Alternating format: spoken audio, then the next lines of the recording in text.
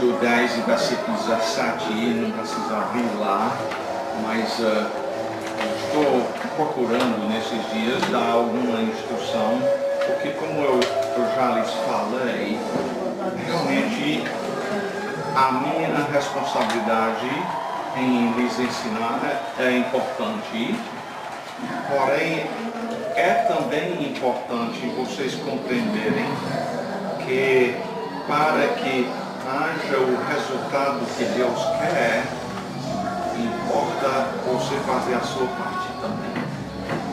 E, por exemplo, em Romanos capítulo 10, versículo 17, diz assim também, a fé vem pelo ouvir, e o ouvir, ela palavra do Senhor é por meio de ouvir com atenção a palavra que você vai então poder compreender a palavra e passar a confiar no Senhor como Ele merece. Vamos orar então, antes de dar nossa atenção à palavra. Pai Santo, nós te agradecemos mais uma vez estarmos juntos aqui no nome do Senhor Jesus Cristo. Oh, Pai, usa a tua palavra durante este tempo, falar aos nossos corações aquilo que tu tens revelado na Bíblia Sagrada. Que a tua palavra seja acolhida como de fato é tua palavra e ouvida com fé, confiante em ti. Nós rogamos no nome do Senhor Jesus Cristo. Amém. Só anunciando aqui para frente um pouco, Deus permitindo, na semana que entra nós vamos tratar de Gênesis capítulo 24, onde nós vamos estudar como foi obtido uma esposa para Isaac. E então de hoje a 2 semanas, no dia 8 de novembro, eu planejo dar a vocês uma oportunidade para fazer as suas perguntas de novo. Vamos terminar lá a nossa parte do estudo de Abraão e sua vida. Realmente hoje nós estamos ajuntando a morte de Sara e de Abraão, no ano capítulo 24, mas o incidente de Gênesis 24 ainda envolve a pessoa de Abraão. Muito bem, então, em Gênesis capítulo 23, nós vamos conversar hoje, aliás, nós vamos estudar hoje especialmente sobre a questão da morte. A morte apresenta um problema para o ser humano. Primeiramente, o homem sabe que vai morrer. Né? Todos nós sabemos isto. Não tem ninguém aí em cima da Terra por 150 anos. A gente nasce, vive, um dia morre. E a questão é que depois da morte, aí o que vem? E uma das coisas que complica ainda um pouco mais é a questão de que no mais profundo interior do homem, ele entende também que ele tem feito mal, coisas maus que ele mesmo condena. E em cima disto, nós nunca vimos uma pessoa, nós nunca falamos com uma pessoa que morreu, foi para onde ia e voltou para dizer como era.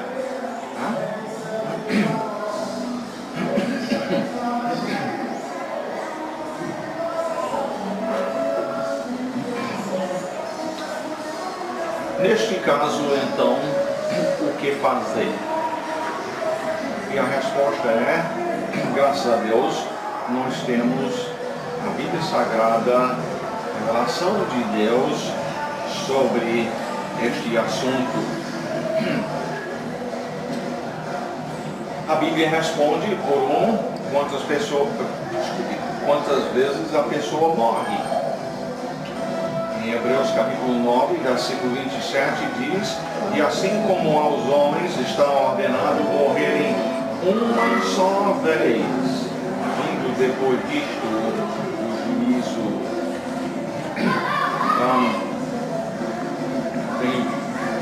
Tem gente nesse mundo que acredita, por exemplo, na reencarnação, onde ensina que morre, aí se reencarna noutra coisa. Eu me lembro um irmão meu falando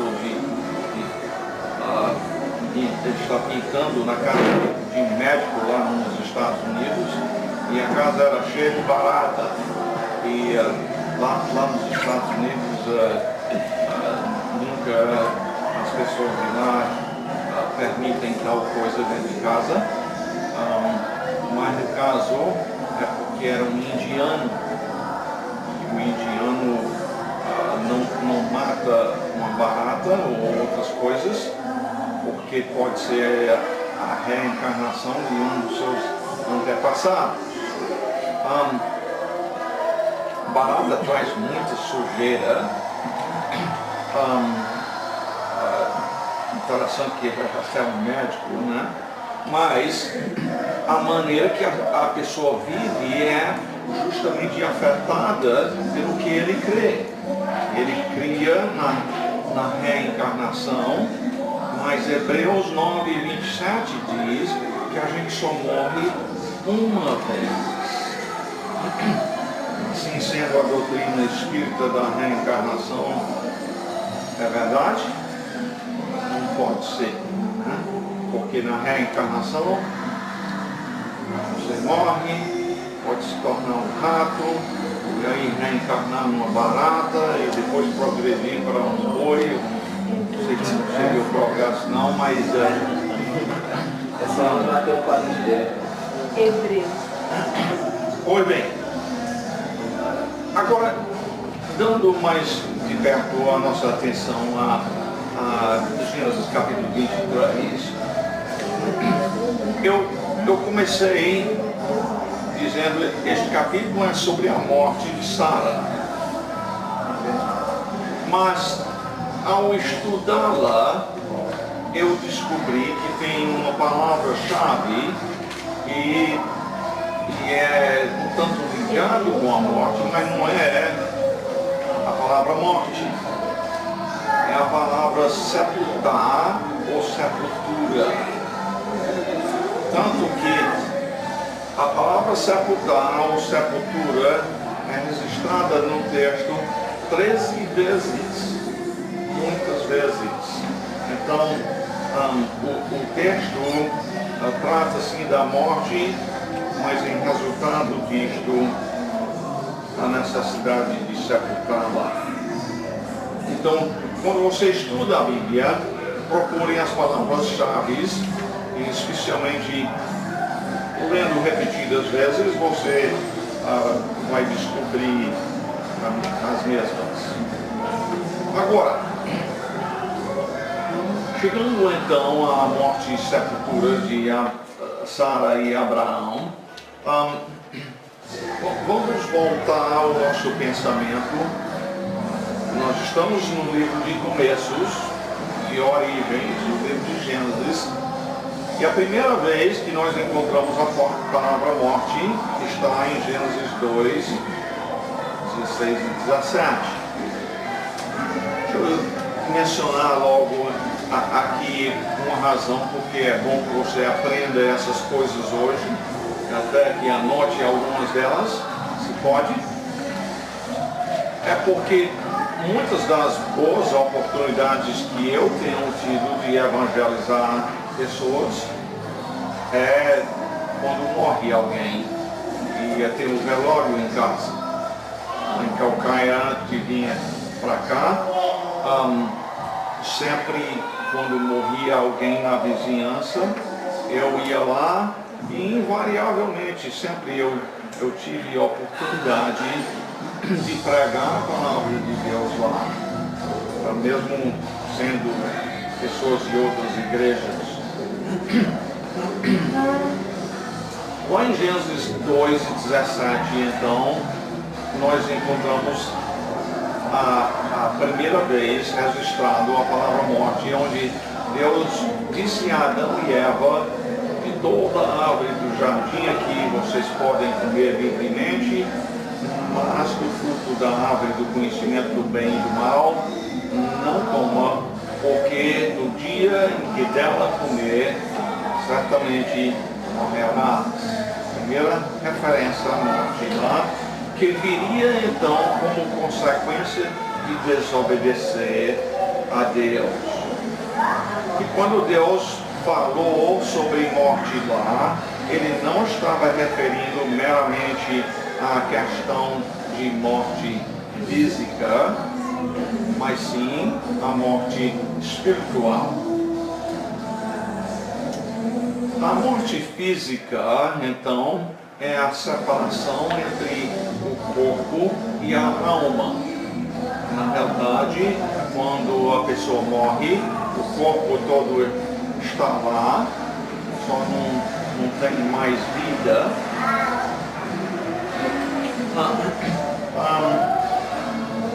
Quando Adão pecou, então, ele morreu espiritualmente e não pôde transmitir aos seus filhos a vida espiritual. Ele havia morrido. E a vida física que Adão transmitiu então aos seus filhos foi uma vida que começa ali ao ser gerado, mas imediatamente entra num processo que um dia dá na morte. Começa a morrer a partir do momento que nasce. E como diz em Romanos capítulo 5, versículo 12, e assim como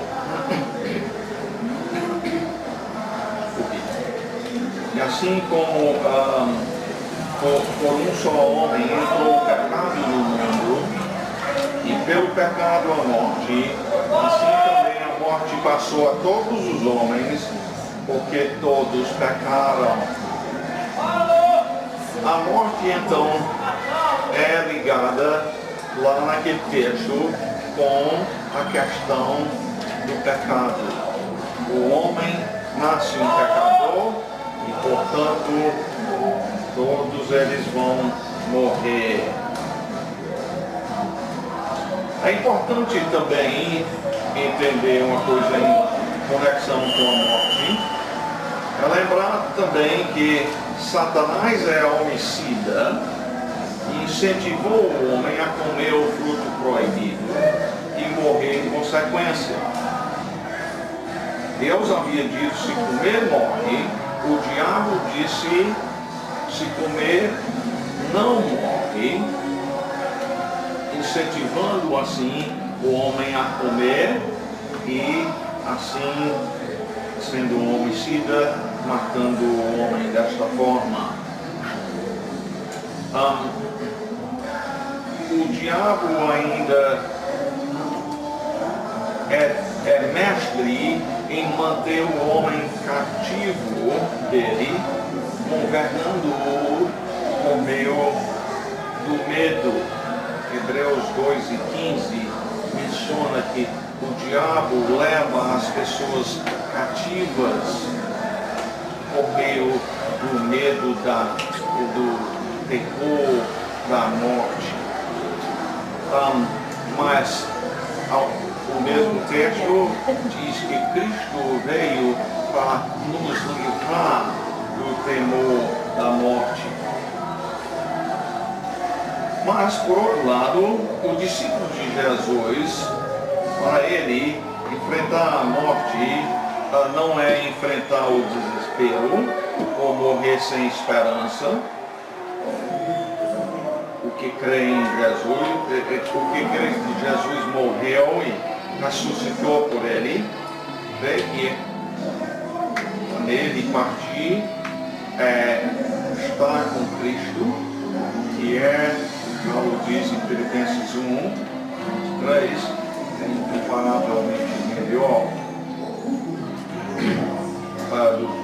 melhor que permanecer aqui nesta carne. Assim sendo, o discípulo de Jesus Cristo, ele chora quando um querido morre em Cristo, mas ele não chora porque aquela pessoa partiu para uma coisa não conhecida, ou pior, a pessoa segue a Cristo, perdendo um ente querido, chora por perder um amigo querido. Não é por não saber o que vem depois da morte. Então, vamos analisar o texto para chegarmos a nossas conclusões. Então, o texto diz em Gênesis 23, 1 e 2: tendo Sara vivido 127 anos, morreu em Kiriat-Arba, que é Hebron, na terra de Canaã.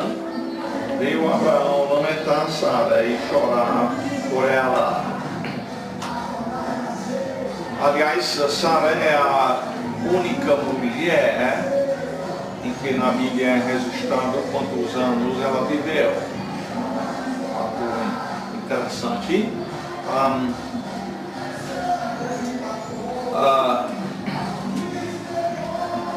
Abraão, então, quando ela morre, ele passa a chorar por ela, lamentar por ela, mas como Paulo diz em 1 Tessalonicenses 4:13, o crente, quando encara um irmão, um pai, que também é crente, que vem a falecer, ele não enfrenta isso sem esperança, como os demais neste mundo, sem Cristo, enfrentar toda aquela incerteza, o que vem depois, e não tendo base na Bíblia, não sabe o que esperar. Sara então tinha cumprido a missão que Deus tinha para ela aqui na terra. A parte significante desta missão dela era a questão de ter Isaac, um filho. Ela teve ele quando tinha 90 anos, então ela ainda viveu 37 anos depois dele nascer. Claro que mais do que bastante tempo para ter criado bem o filho já é adulto no tempo que ela tem a falecer. Então, essencialmente, todo o restante do capítulo tem a ver com a negociação para a aquisição de um local para sepultar a Sara. Eu não vou ler todo este texto e nem comentar sobre tudo isto, mas a primeira parte, logo, nos versículos 3 e 4, tem um fator interessante. Diz: levantou-se depois Abraão da presença de sua morta e falou aos filhos de Et. Aqui está o que ele disse: sou estrangeiro e morador entre vós. Dai-me a posse de sepultura convosco, para que eu sepulte a minha morta. Então, note bem a maneira que, as coisas que ele diz aqui neste versículo.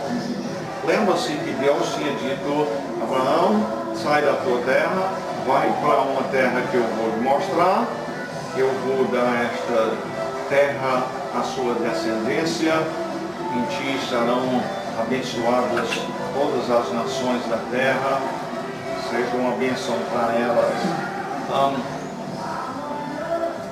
E o interessante aqui é as primeiras palavras aqui de Abraão foram: sou estrangeiro e morador entre vós.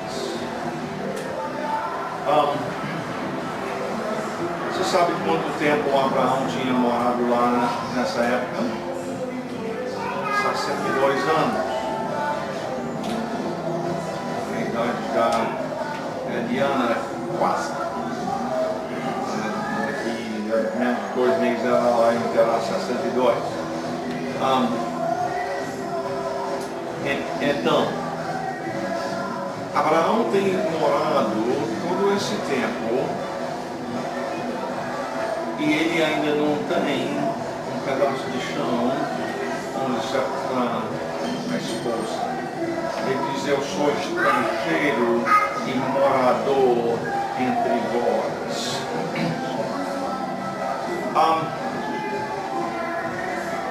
Hebreus capítulo 11, versículo 3 nos fala um pouco quanto a esta questão. Deixa eu ler o versículo.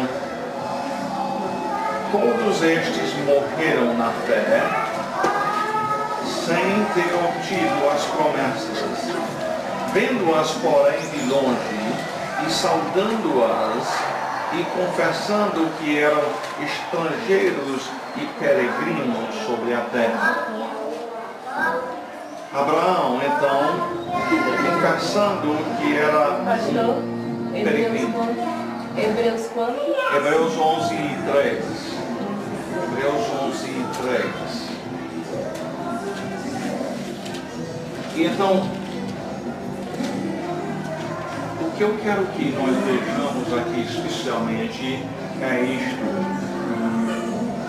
Abraão tem morado nessa terra, ele se chama de estrangeiro, só um morador estrangeiro nesta terra. E é justamente Hebreus nos diz porque ele considerava a pátria dele como sendo outra. E não era o dos caldeus, de onde ele tinha saído. Para ele, a pátria era o céu. A continuação lá de Hebreus expressa isso. A pátria de Abraão era o céu, para estar para sempre com o seu amado Senhor. A promessa de Deus para Abraão envolvia uma terra, sim, porém o apego dele não era com aquilo que Deus daria para ele, e sim o apego era para com o Senhor que deu aquelas coisas para ele. Os filhos de Et então respondem a Abraão: tu és, no versículo 6, príncipe de Deus entre nós, sepulta numa das nossas melhores sepulturas a tua morta. Nenhum de nós te dará a sua sepultura para sepultares a tua morta. Se você olhar com cuidado, a única referência a Deus neste capítulo é este aqui, né? Onde estes pagãos chamam Abraão de um príncipe de Deus. Eles reconhecem assim o seu relacionamento com Deus. Então, daí em frente o que vai encontrar é a negociação. Abraão tem um terreno específico em mente que ele gostaria de adquirir para sepultar a sua esposa. Ele menciona isto. O homem, o dono é Efron. Ele diz no versículo 11: de modo nenhum, meu Senhor, ouve-me, dou-te o campo e também a caverna que nele está, na presença dos filhos do meu povo, te dou, sepulta a tua morta. Ligeiramente, nós geralmente diríamos, ele está dizendo que dá não é comprado, né? Mas na realidade não é isso, e nem Abraão está querendo ser ajudado, ele está negociando, ele quer comprar o terreno deste homem. O homem passa a dizer que vale 400 ciclos de prata. Nós não sabemos o tamanho do terreno, nós não sabemos o valor, se Abraão ganhou um negócio bom ou não, a gente na realidade não sabe, mas de qualquer maneira, com certeza é comunicado muito claramente nisto que Abraão não está vivendo a procura de viver a custa dos outros, a explorar os outros. Isto ele não vive assim, não. Então, pulando para o versículo 20, diz, e assim, pegando 19. E depois sepultou Abraão a Sara, sua mulher, na caverna do campo de Maquela, fronteiro de Mane, Hebron, na terra de Canaã. E assim, pelos filhos de Etes, confirmou a Abraão o direito do campo e da caverna que nele estava em posse de sepultura. E, aliás, deixa eu só dizer que não somente Abraão e a sua esposa Sara foram sepultados aqui nesta caverna, mas Isaac, o seu filho, e Rebeca, como também Lia e Jacó, todos estes foram sepultados aqui neste local. Na realidade, quando Jacó vem a falecer e ser sepultado aqui, se trata de mais de 200 anos mais tarde, depois que ele comprou este terreno. Então, é dizer com isso que foi reconhecido este terreno como sendo de Abraão e seus descendentes por muito e muito tempo. Pois bem, pulando para o capítulo 25, então, para unir os dois textos da questão da morte deste casal. Em Gênesis 25, versículo 1, diz, desposou Abraão outra mulher, chamava-se Ketura. E eu pergunto, Abraão pecou se casando novamente? Não. A resposta é não.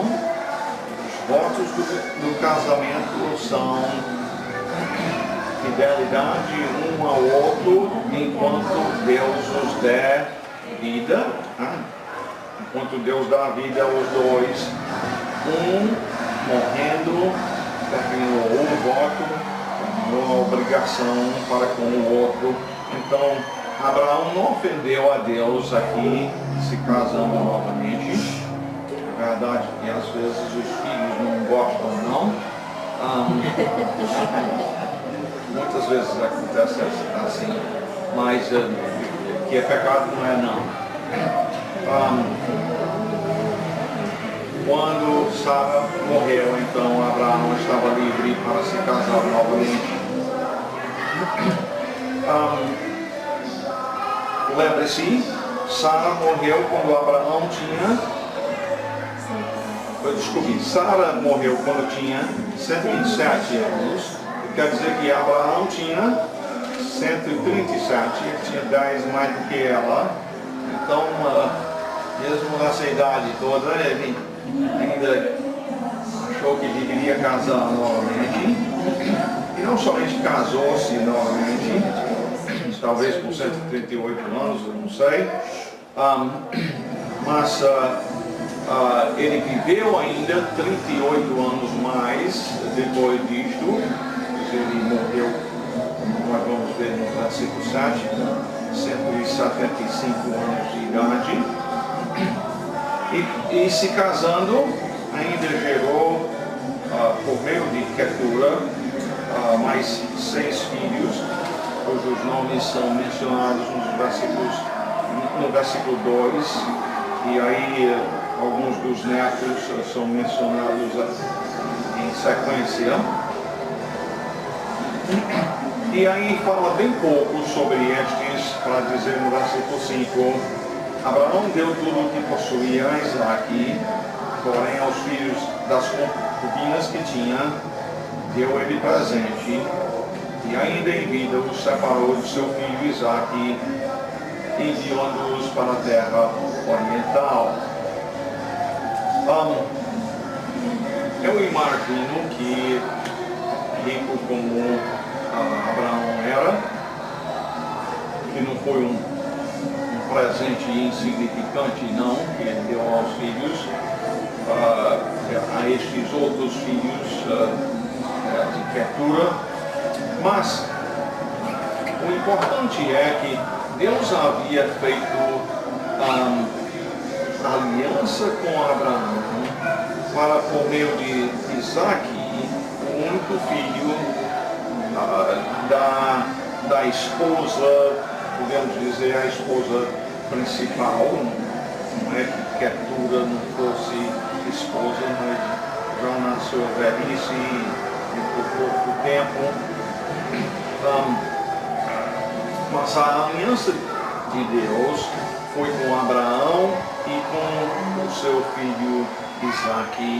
E então Abraão mesmo dá esses presentes para estes outros filhos e manda-os a outro local, porque a terra onde ele está deve ser para Isaque e sua descendência. Logo em seguida, então, nós vemos no versículo 7, foram os dias da vida de Abraão, 175 anos. Expirou Abraão, morreu em ditosa velhice, avançado em anos, e foi reunido ao seu povo. Quando diz avançado em anos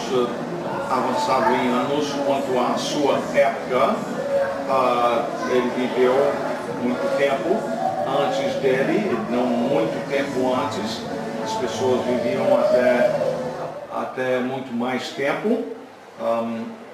Nós já temos comentado que ele possivelmente viu e falou com 100. Eu não me lembrei de contar quantos antepassados 100 era, mas era mais de tataravô, um bocado. E é isto porque 100 viveu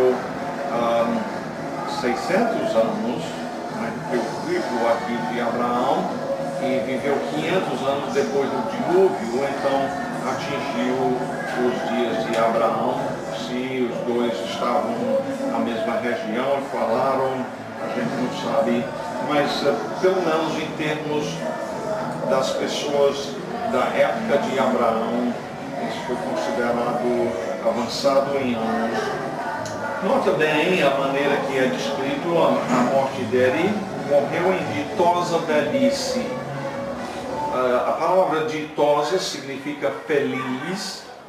Abraão morreu feliz.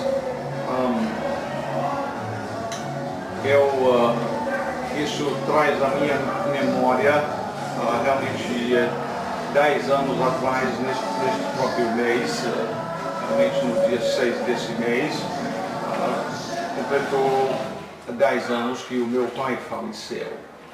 E o papai estava feliz na sua morte. O papai teve um AVC numa quinta-feira. Eu estava no Ceará na época e viajei aos Estados Unidos, cheguei no domingo à tarde e ele ainda estava consciente a esta altura. Foi o último dia que ele esteve consciente. Nossa, eu cheguei lá mais ou menos meio-dia e lá na sala onde o meu pai estava no hospital, tinha talvez umas 20 pessoas. Os filhos e vários dos netos. E eu podia sentir lá a felicidade do meu pai em sentir, Senhor, eu cumpri a minha missão. Eu transmiti a tua palavra aos meus filhos têm transmitido a tua palavra aos meus netos. E Senhor, completei a minha carreira. Estou pronto para partir, para estar com o Senhor. É tanto que o nosso filho mais velho foi então um dos que pregou no culto fúnebre do meu pai. E algumas das palavras que o Kendall disse foram: o vovô transmitiu a palavra para os nossos pais, meus primos e os netos do meu pai. Agora é nossa vez de estar transmitindo a palavra à próxima geração. Ao lado do papai, lá no hospital, tinha muitos outros que estavam numa situação semelhante. E não era uma ditosa velhice, não. Alguns deles não tinham ninguém lá presente na hora de chegar ao final de sua vida. Aliás, o papai foi tanto que tiveram que mudar o papai para outro quarto para poder caber a família toda lá. Mas ainda tem um pouco mais aqui neste versículo 8, onde diz: e foi reunido ao seu povo.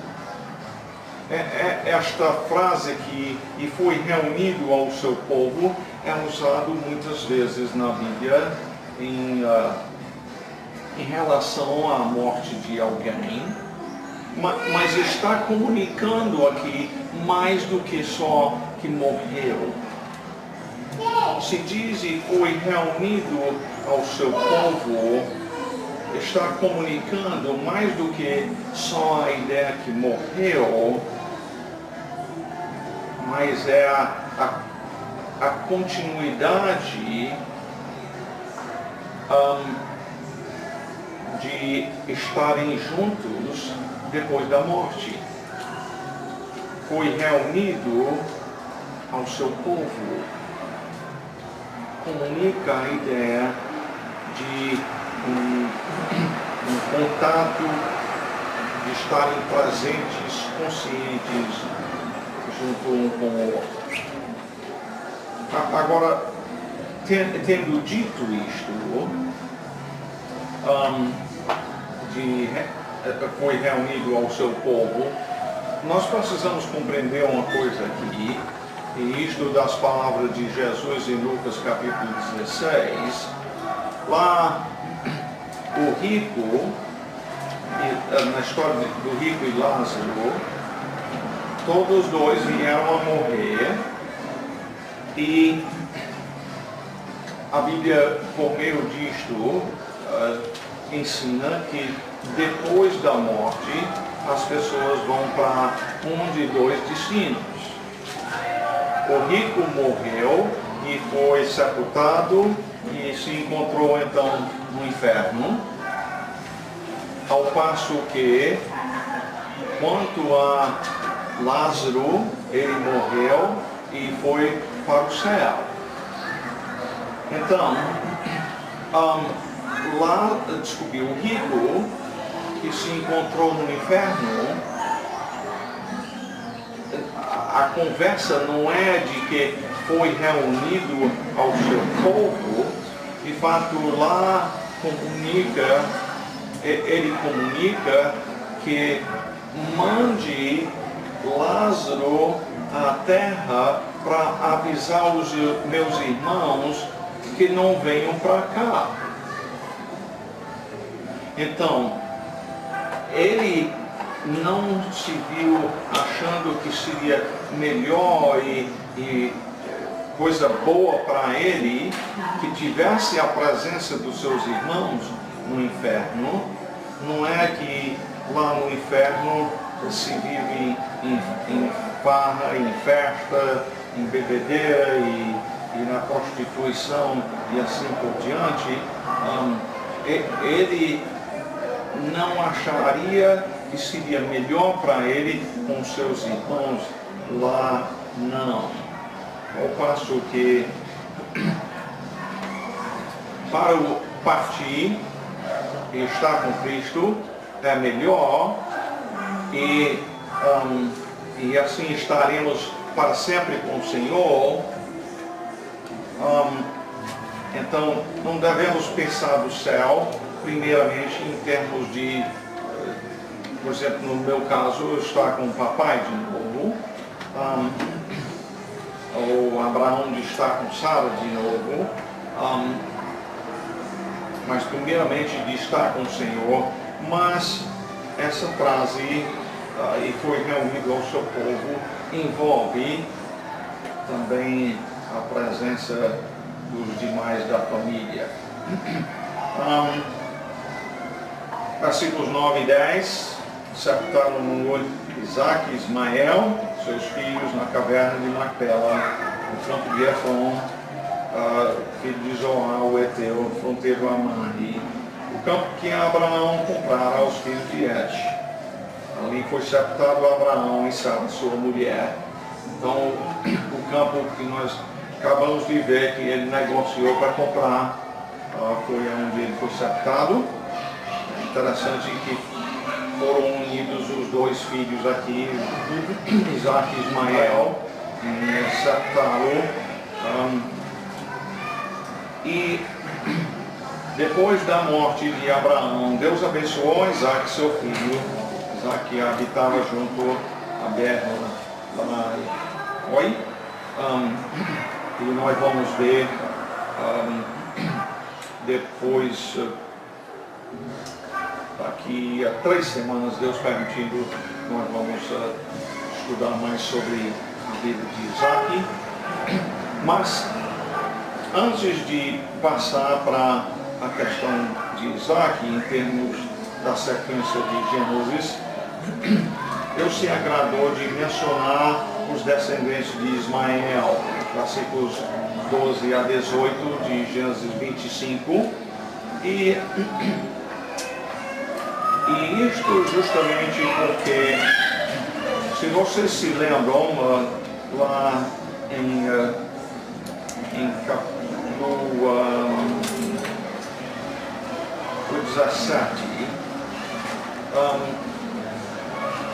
Deus estava falando com Abraão, prometeu dar a ele um filho por meio de Sara, sua esposa, e Abraão então disse em Gênesis 17 e 18, disse Abraão a Deus: tomara que viva Ismael diante de ti. Ele amava este filho de uma serva, e Deus lhe respondeu: de fato, Sara, tua mulher, te dará um filho, e lhe chamarás Isaque. Estabelecerei com ele a minha aliança perpétua para a sua descendência. Quanto a Ismael, eu te ouvi, abençoá-lo-ei, fá-lo-ei fecundo e o multiplicarei extraordinariamente. Gerará 12 príncipes e dele farei uma grande nação. E estes 12 príncipes são os nomes que são relatados aqui. Mostra que Deus cumpriu a sua promessa. Deus é digno de nossa confiança, ele cumpre o que promete. Mas aí, versículo 21 diz: a minha aliança, porém, estabelecê-la-ei com Isaque, o qual Sara te dará a luz nesse mesmo tempo, daqui a 1 ano. Então, assim nós vemos o plano de Deus sendo executado, usando seres humanos que nascem, cumprem a missão que Deus tem para elas e depois morrem. Em conclusão, então, no plano de Deus, nós não sabemos do dia da morte. Alguns vivem poucos dias. Deus nos deu uma filha Esperança, que viveu só 6 meses. E alguns vivem muitos anos. Em Salmo 129, versículo 16, diz Davi falando do Senhor: os teus olhos me viram a substância ainda informe. Ele está falando no ventre de sua mãe.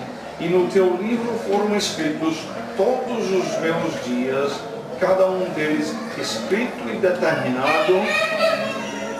E aí nota essa frase: quando nenhum deles havia ainda. O que ele está dizendo é, antes que ele fosse gerado, Deus já tinha o plano para a sua vida, quanto tempo ele iria viver. Deus é onisciente, ele sabe de todas as coisas, inclusive ele sabe dos dias que nós vamos viver, até antes de sermos gerados. Um grande engano de Satanás é que por meio de nosso sofrimento após a morte, nós podemos expiar os nossos pecados.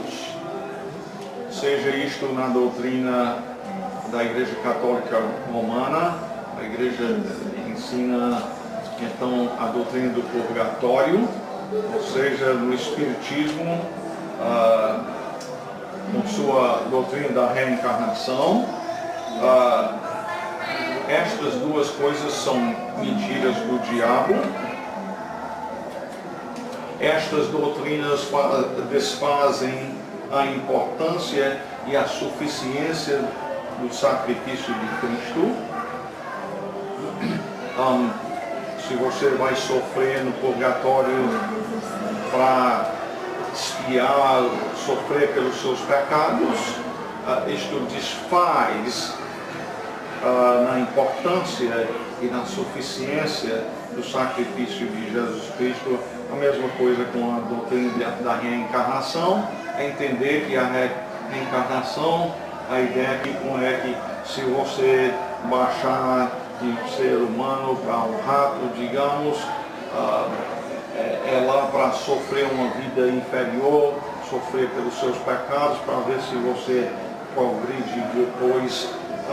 Tudo isso mentira que vem do diabo, especialmente atacando aquilo que Cristo fez quando ele veio a este mundo, sofreu e ele também morreu, como nós estamos estudando.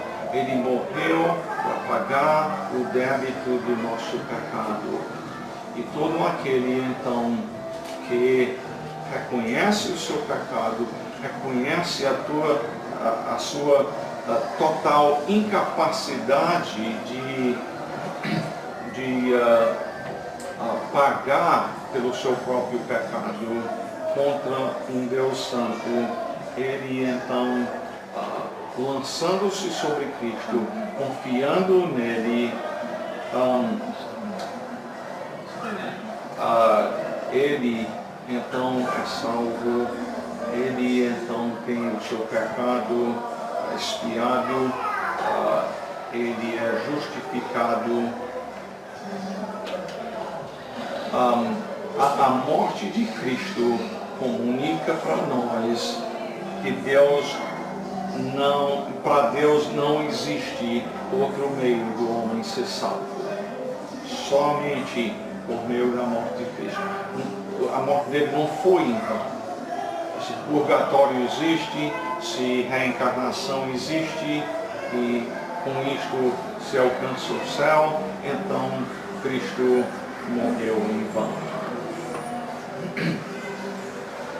Em Lucas capítulo 16, 19 a 31, nós já referimos a este texto, e em outras passagens, Jesus deixa muito claro que depois da morte, a pessoa vai para um de dois lugares. Ou vai para estar no céu com o Senhor, para sempre, ou vai para o lago de fogo, o inferno, que também é eterno e não se sai mais destes lugares. Em outras palavras, em relação à morte, importa que a gente compreenda que é um ponto final na vida do ser humano em termos de determinar para onde a pessoa vai. Depois disto, não tem possibilidade de mudança quanto a para onde a pessoa vai. Finda a oportunidade do homem se arrepender do seu pecado e crer no Senhor Jesus Cristo para ser salvo. Então, diante disto, eu lhe faço a pergunta: você hoje se encontra preparado para morrer? Nós temos visto aqui que todo mundo vai morrer um dia. E as Escrituras nos revelam o futuro depois da morte. Eu lhe pergunto, você está preparado para morrer hoje mesmo? E se não, o que falta? Nós vimos que um ou outro destino, ou o lago de fogo ou o céu, e depende de a pessoa ter arrependido do seu pecado, crer em Cristo, Ele salvando. Outra coisa que eu quero dizer aqui em conclusão que é importante em relação à morte é que vai vir um dia quando daí para diante não vai ter mais morte. Em Apocalipse 21:4 diz: e lhes enxugará dos olhos toda lágrima, e a morte já não existirá, já não haverá luto, nem pranto, nem dor, porque as primeiras coisas passaram. Deus promete um dia futuro quando não vai ter mais morte.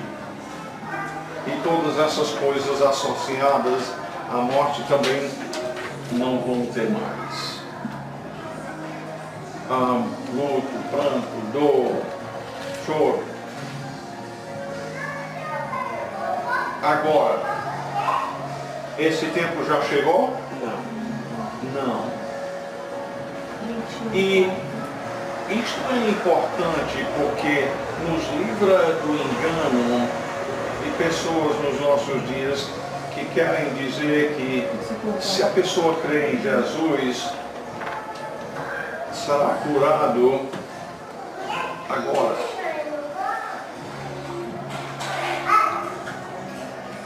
O fato é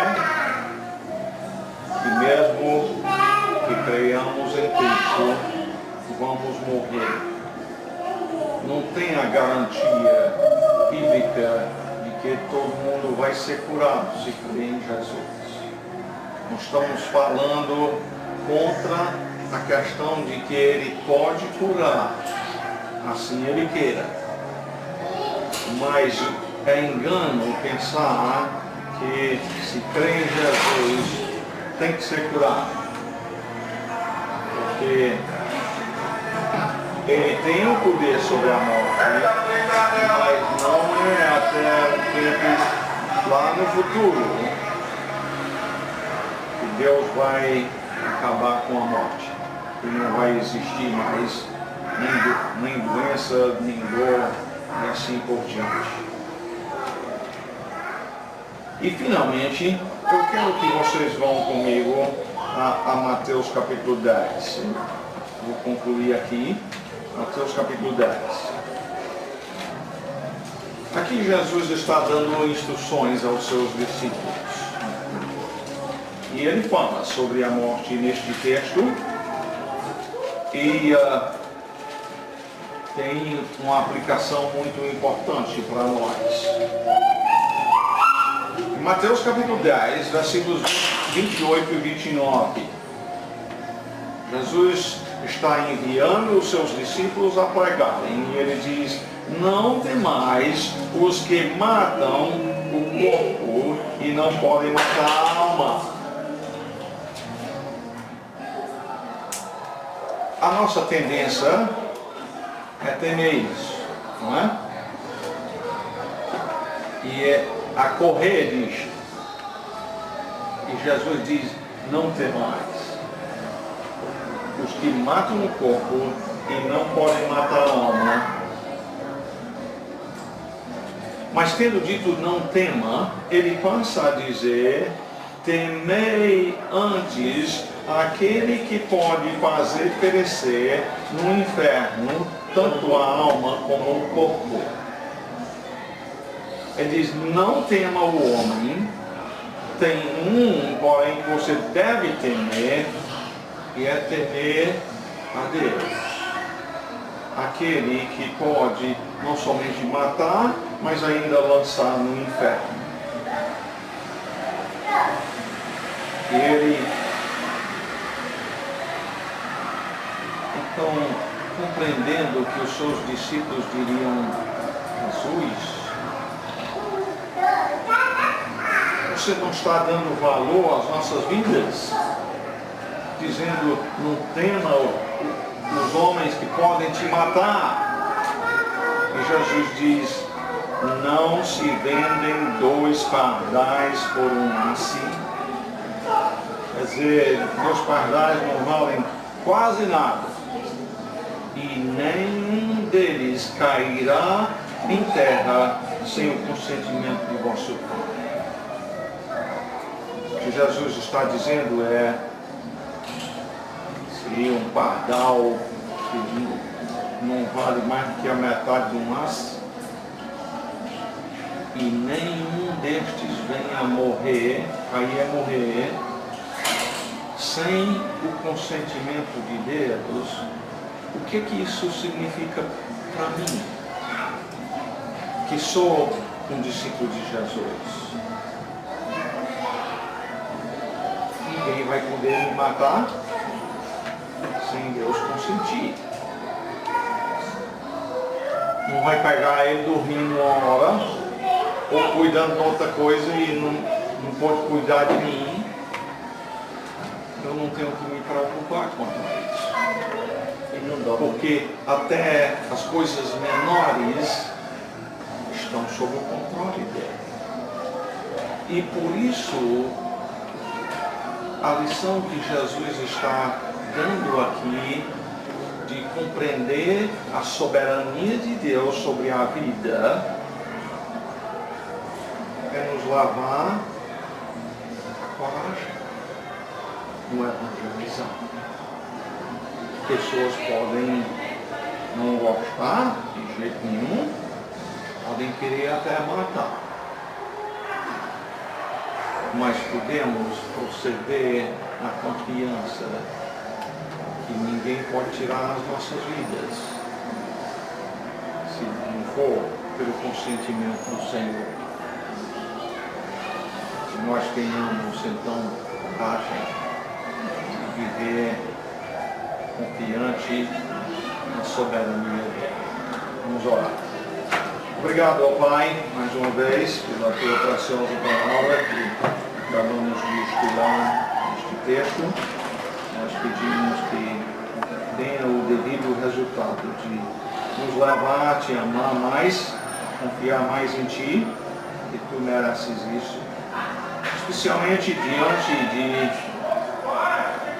coisas difíceis que vêm nas nossas vidas, incluindo a própria morte de um querido. E assim nós te suplicamos isto em nome e para a glória de nosso Senhor e Salvador Jesus Cristo. Amém.